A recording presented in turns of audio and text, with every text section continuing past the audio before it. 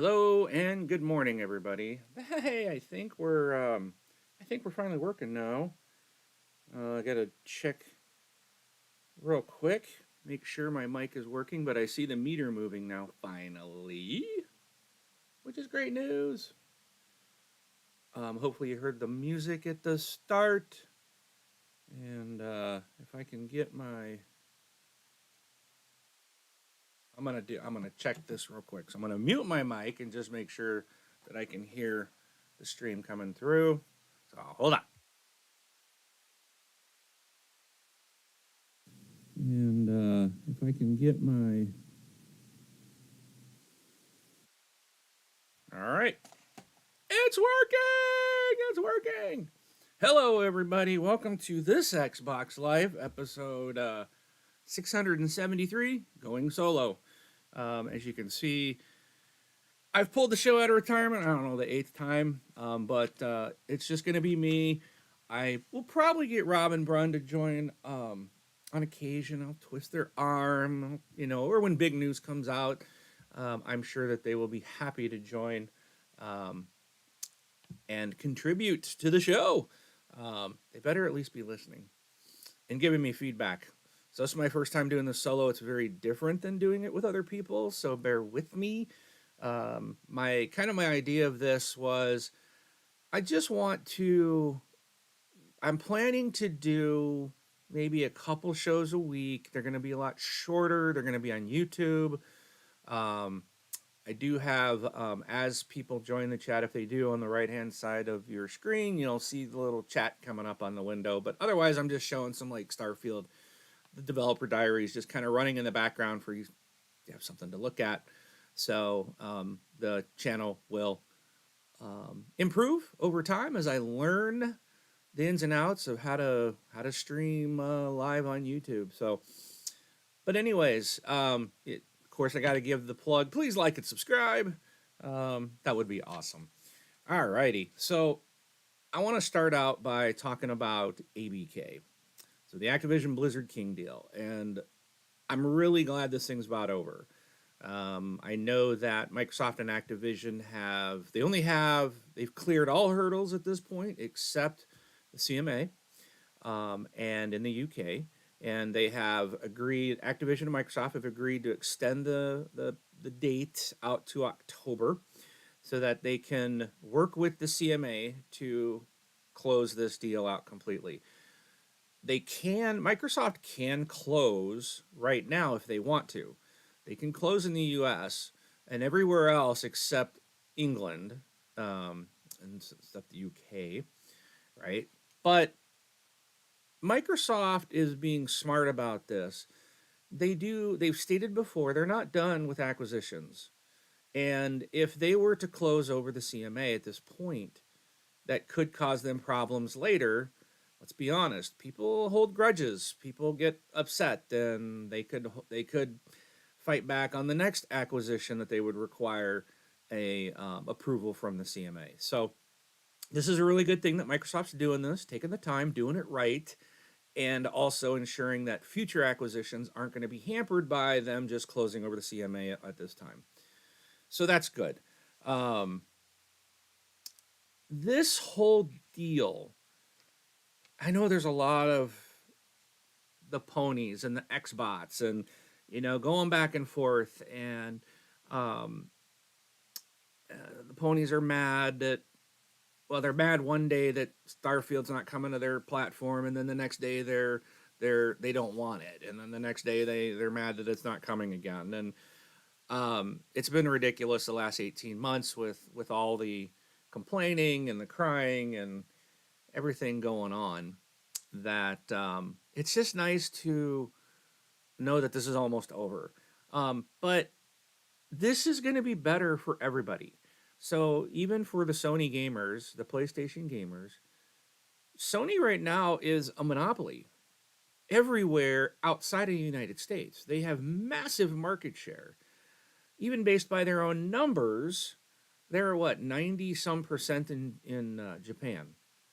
Microsoft, I think, has 2%, right? So because Sony doesn't compete, or they don't claim that Nintendo is a competitor, that puts Sony at 90%. How's that not a monopoly? Granted, we all know that Sony is a competitor, but if they're going on the next gen or the high end console market and taking Sony or taking PlayStation or Nintendo out of it, then Sony, by their own rights, has said we're a massive monopoly. And they don't really have to do anything. You know, they have been charging customers for upgrades to games. They've been charging them $10 for a long time on that. Now they're moved all games to $70. They were the first ones to do it because they can. They're a monopoly. They can do it. Um, and yes, Microsoft eventually followed, but it's when you have such a large control of the market, you can pretty much do whatever you want and you don't have to compete. So this is going to force Sony to compete, which is going to benefit PlayStation gamers. You look at Xbox Game Pass compared to Sony PlayStation Plus, and hey, Henley, how you doing? Welcome, welcome to the show.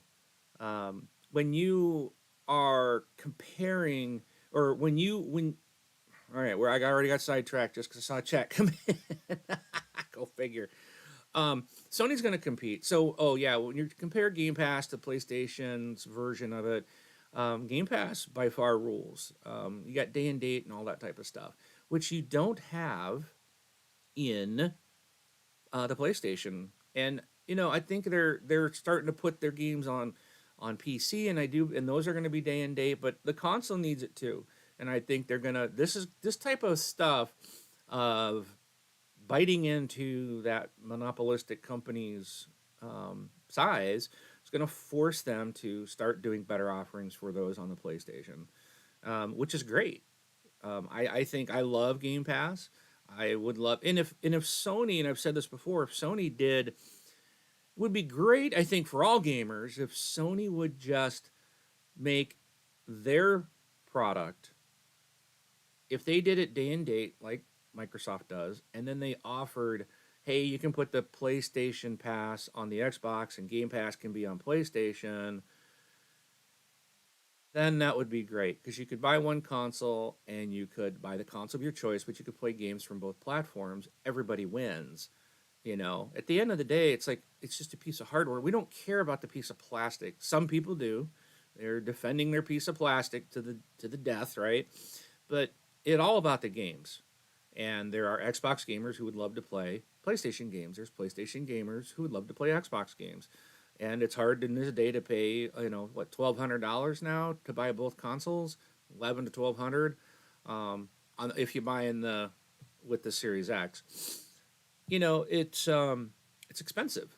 So that's why things like Game Pass are so great. Is a lot of value for our purchase.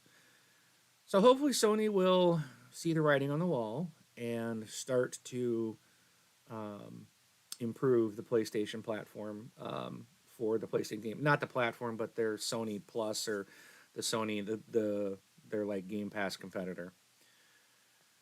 Even after this ABK, Microsoft is still in third place. This isn't going to.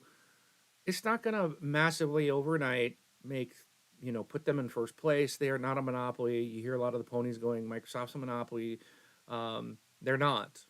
Xbox is in third place. They are far behind, and this one acquisition is not going to put them in first place. It's not even going to put them in second place.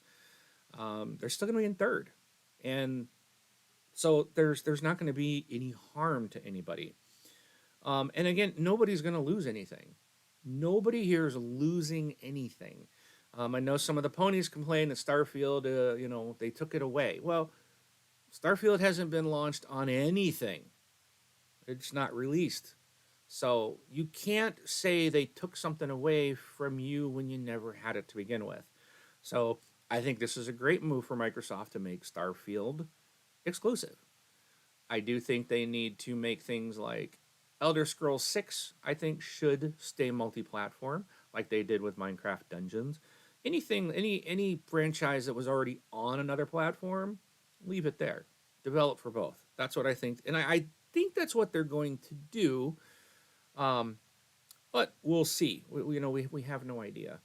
But we know Call of Duty, we know Minecraft has stayed multi-plat. They've also released Minecraft. What was the last one? Legends or Dungeons also released multi-plat, which they didn't need to do. They could have made that a exclusive, but they're keeping the Minecraft everywhere. It's benefit at the end of the day. Xbox, just like PlayStation, it's about money for them. It's about making money, getting customers. So the more customers you have, the more money you make. That's the simple fact of it. But you do have to have exclusives to get people to your platform, right? So that's what Sony's been doing all along. Microsoft is tried to get away from that, and I think they have seen how badly that has failed. All right, so the other thing about ABK is that this really isn't about Call of Duty. That's all we've heard about, Call of Duty, Call of Duty. But this is really about King and Blizzard. It's about the PC market.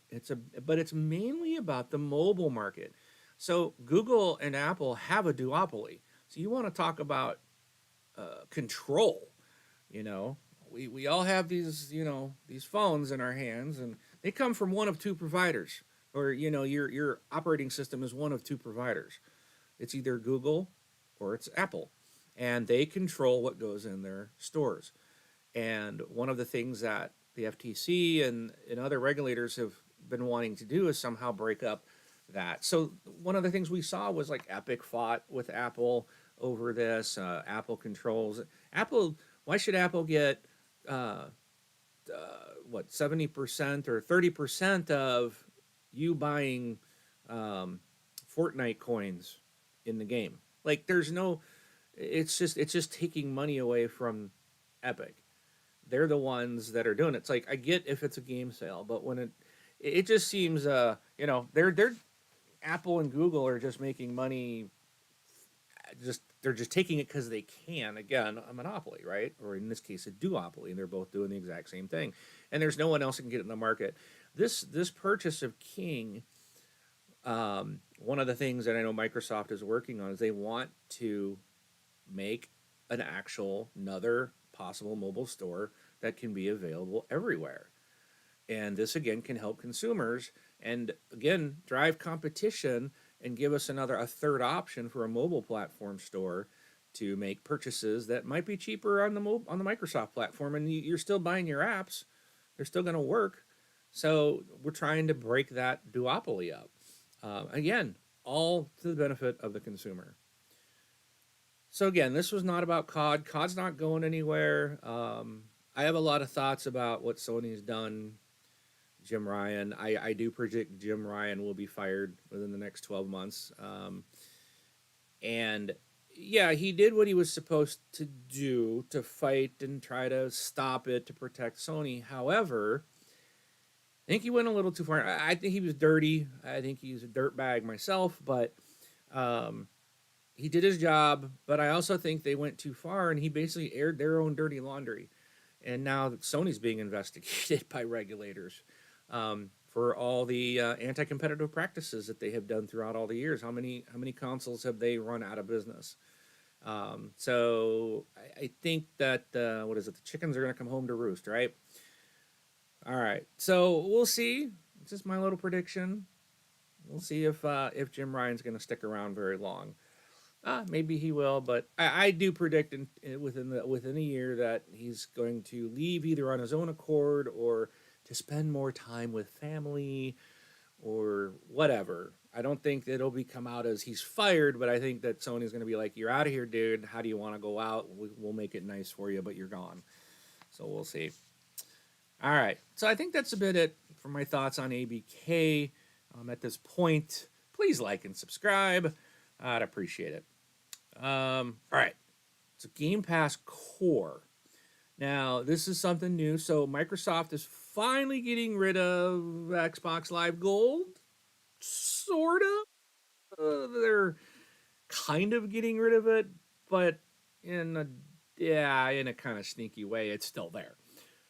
But so we have Game Pass for PC, which I think is well. I know the price has changed, and I don't have it up on my screen, so I'm not going to even attempt to name the prices.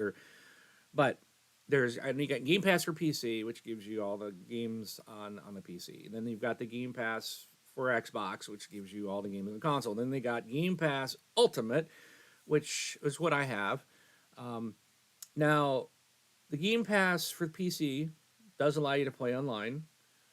Game Pass for Game Pass for Xbox does not. It doesn't give you multiplayer. It's um, you do have to have the Xbox Game Pass Ultimate if you're on a console and you want the gold, right? The online playing capability. So they said they're getting rid of the Xbox Live for a gold. Um, and what they're now gonna, and they're basically doing what Sony did. So if you remember when Sony's online service or whatever their PlayStation Plus Extreme Essentials, whatever all that was, when they did that, they basically got rid of what everyone was on PlayStation Plus. I think at the time, I think that's what it was called, which was like Xbox Live Gold. I think it was PlayStation Plus. They took all those people and basically pushed them into this subscription service, or they think of it as they moved them into Game Pass, and then all of a sudden they had more numbers than Game Pass did on a brand new. Well, it's because they just moved everyone to that. Xbox did not. Xbox said, "Hey, here's a subscription service if you want to join." What Microsoft is now doing is we're going to quote get rid of Gold. We're going to move everybody into Game Pass, and we're going to do this new model of Game Pass Core. So Core basically and they're getting rid of games with gold, which is fine. Those games have been garbage for so long. But you now will get people in Game Pass Core. You will not have access to multiplayer gaming, but instead of 2 free games a month, you're gonna now get I think they said 25 games from the Game Pass library, and those will rotate, probably not as much as they're probably going to stay in there for a good length of time. We don't know how often something might come and go, but I would imagine the core is pretty much going to probably stay around 25 core games. And then, but that gives you, I think that's a great deal for someone that doesn't play online.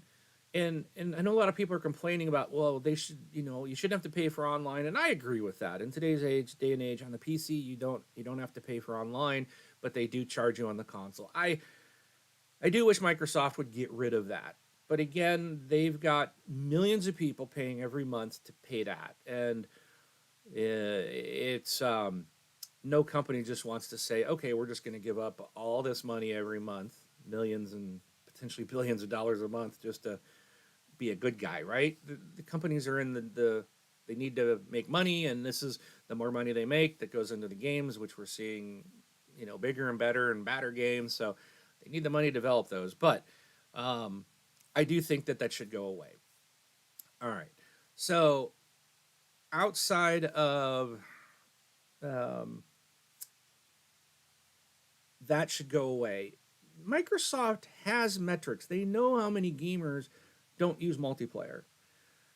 So what gets me is how many people are like, well, Microsoft's so stupid and they're doing that. Microsoft is a $1 trillion company, right? They know what they're doing. Xbox knows what they're doing. They have a plan, and it's really coming to fruition. We've really seen that with this last showcase we saw. You're seeing the amazing gameplay of Redfall here on my stream now. Microsoft knows what they're doing. They have the metrics. They know how many people. So there's obviously a market of people that don't play online. It's also so it's going to get people in to see what Game Pass is all about. So if you're just a gold subscriber, or you're not, because there's I don't think we call it silver anymore, but everyone at the base now is going to have Game Pass. Period. If you're in the platform, you're going to get Xbox Game Pass Core. Period. So as soon as you go buy, think about it this way: as soon as you go buy you get a new guy, someone new to the platform, which is awesome. They go buy a Series S, right? As soon as they launch it, they create their ID, they're in Game Pass. They don't even have to go buy any games. They got 25 games available to them right as soon as they buy that $300 box. How awesome is that? Where else do you see that? Okay. Then it gets you in the system. You're like, ooh, there's multiplayer games. Maybe I want to play these. I want to try this. Then for a few bucks more, you upgrade to the ultimate, or to, if you just want the game. But yeah, you got to go to ultimate. And it's only it's not really that big of a leap. And then you gain the entire library. You gain the online. Um, but again, it's about options. It's about choices. I think this is a great um, thing, and I think the whole, oh, you won't get the multiplayer for core. It's core. It's a basic. It's like your first level. It's a basic. You're not going to get everything. So I do agree that that should go away. The You should get online. Period in today's day and age, but that's not the way Sony does it. That's not the way Microsoft does it. Even Nintendo charges for online, right? With their, oh no, that's a different thing. I think you can still play online if you have their friend code. So maybe they're the only ones doing it. I don't know a whole lot about that. I'd have to follow up with. My kids play Nintendo, but I know I don't pay anything other than my youngest always handing me money to put more Fortnite bucks on his account. All right. So that's it. Game Pass Core. It's not the end of the world. I think it's a great thing. It's going to get more people into Game Pass. For new people, again, they're going to get a bot. You go buy a new Xbox. You've never been in the Xbox ecosystem. You immediately have access to a core group of games in Game Pass. Awesome. Win. All right. Two more things I'll cover. Again, these are going to be shorter shows. And just kind of things that I want to talk about to get some thoughts out. Redfall. I know the game came out a while ago and everyone hates it and it's just a big bust and it's terrible and it's the worst thing ever. Well, I don't agree with that. I've stated on our show many, many times before, I know Rob and Brun both love Arcane Studios. They've talked about Dishonored. They've talked about several different games that the studio makes. And I've tried Dishonored, didn't care for it. I've tried Deathloop. I did not like it. It looked okay. I just didn't like the game. I've tried Prey. Didn't like it. I honestly, with Redfall, I really figured I'm not going to like it. It's an Arcane Studios game. And for some reason, Arcane just does not click with me. I played Redfall. I completed the entire campaign. It's the first Arcane Studios game that I actually completed, and I liked it. Yes, I recognize that they sold this game, they kind of marketed it as 60 frame, 4K 60, blah, blah, blah. And that's not what we got. I agree that Microsoft deserves the smoke for their marketing, for the promises made. And I do think that Microsoft needed to get involved with that studio, much like they did with Starfield, that game. So they got involved with Bethesda. The whole pushing the game out another year. They've had their what is it, the Advanced Technology Group or something like that. They're Microsoft's little team that goes in and they work with the developers to just get the best possible looking and playing game and stuff like that. They should have obviously done that with Arcane as well.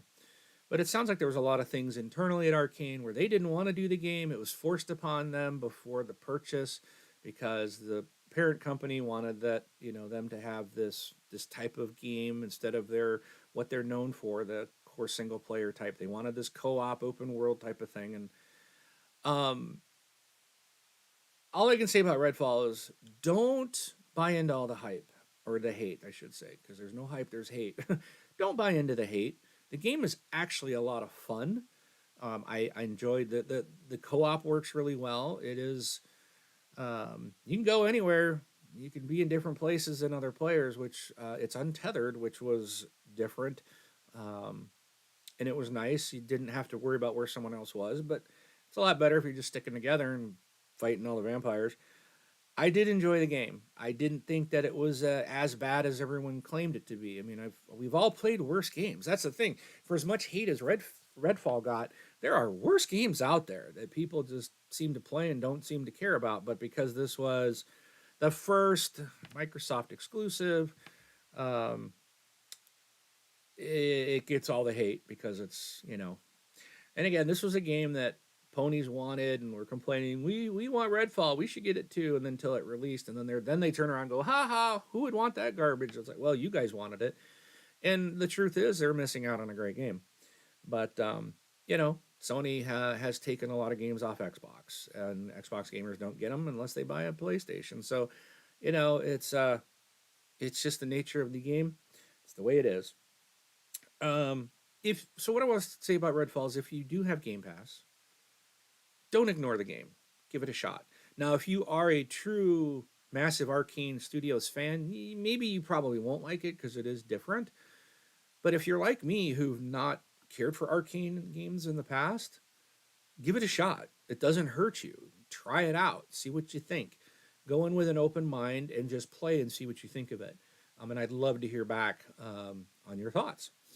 See if you enjoyed it. Like I said, I played the whole campaign. I thoroughly enjoyed the game.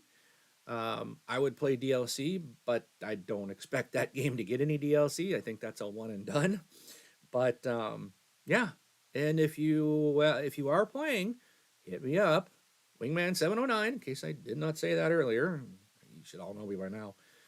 On Xbox, and I will be happy to join and play some co-op with you in Redfall. All right, so that brings me to my last thing, El Diablo. Diablo 4. I was a huge Diablo 3 fan. Absolutely. That was my first Diablo because I never played 1 or 2 on the PC. Diablo 3 on the Xbox 360, yes, was my first introduction to Diablo. And I played Diablo 3. I had I think the Eternal Collection or whatever it was. I played every character all the way through level 70 and higher on that. I played that game so much. Then I bought it again on Xbox One and did the same thing. Every character to 70. Played it just ridiculous amount of times. There, I was loving. So I was really passionate about Diablo 4 and so excited. Did try Diablo 2 when it came out, and I was like, oh, I hated it. It was terrible. It was too old school. It was just it. But I just didn't like it. Wasn't for me. I did not play much of it. I did not like it. Diablo 4 came out, and I have been playing it a lot. Not as many as a lot of people who've already got their characters past level 100, but man, I think I just hit level 70 the other day, and it's such a slow grind. This game is such a grind. Diablo 3, you could actually take a new character, and the reason I got them all to 70 there was because you could jump in with people from that were higher levels, and man, you'd level up real quick. Well, they took that out. That doesn't exist in this game anymore, and you level up pretty quickly to, I think, around 50. You can get to 50, not bad, still a lot of hours. But once you get there, it really slows down. And I believe the developers have said that once you get to around the 80, between 70 and 80, I think, was about the halfway point to 100. That's how slow the XP generation changes. So it is definitely a grind. I will not be playing. I didn't plan on playing multiple characters. I'm playing as a sorceress. I do want to try the rogue because I do want to try that out. But with the grind and how they changed it, so you can't just jump in and level up another character and then have access to all the powers and be super powerful pretty fairly, within a few hours. And instead of it taking months to do, I probably won't do that. But now, the caveat to that is they released the season 1 came out the other day, and I was looking forward to new story, new content, and I launched the game, and it said, and I even prepped. I got all my dungeons done. I got all my aspects done. I had all the map opened up. I had all the Lilith statues collected. Everything they said, to do before the season. Do all this before the seasonal content. So I did all that. Guess what happened? You launch the game and it says, you go to play and it's like, oh, if you want to play the seasonal content, you must create a new character. I'm like, what? Then what was the point of doing all that other stuff? Now, you can skip the campaign, But to go into the season, I haven't. Right now, I just went back as my regular character, and I haven't even launched into the seasonal stuff because I'm really frustrated over this. Why lock it in all the new content and the new um, uh,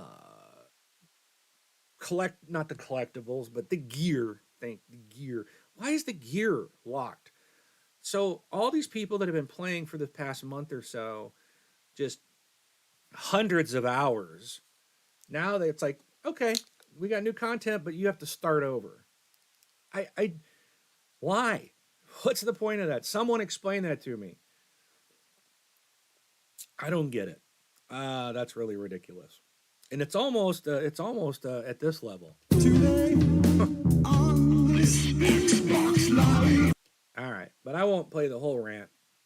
I'm not going to completely rant about it, but it seems ridiculous to me for a game like this that people are going to put hundreds of thousands of hours into characters. And I mean, there is so much planning and micromanaging of your character and what powers and skills and aspects and all these different things that are go on to that, and you try to get it just to be the best character, and then they're like, oh, you want new content, start someone new, start over. I just don't understand that. And it's frustrating. And I know myself and Comrade, who we've been playing a lot of Diablo 4 together, are both like, we're pretty much done with this game. She's gonna try to do her hardcore run and get all her achievements, but she doesn't even plan to do the seasonal. And I'm just like, I don't know if I want to do the seasonal. I don't. I might try it because you can skip the campaign, and I do want to try a rogue. So I was like, well, I could do a seasonal character as the rogue, but now I got to go into new content, and I'm like brand new. I just don't know. I'm it. Frustrating. I don't like it.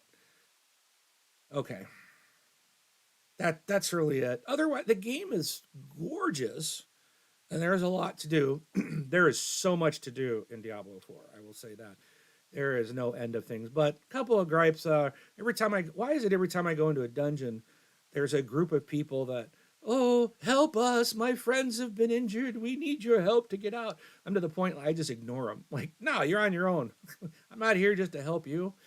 So I'm here to accomplish things. I'm not, every dungeon you go into, it's the same little, you always run into them. Like, okay, come on, you guys, that shouldn't be there. That's just repetitive garbage.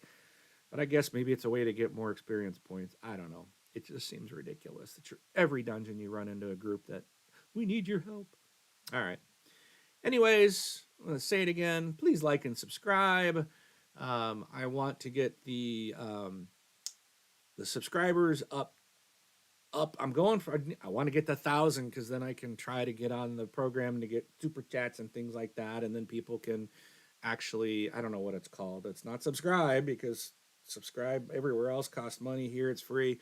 So liking and subscribing will help TXL move up, and then we can get into some more cool features on the YouTube side. So please do that.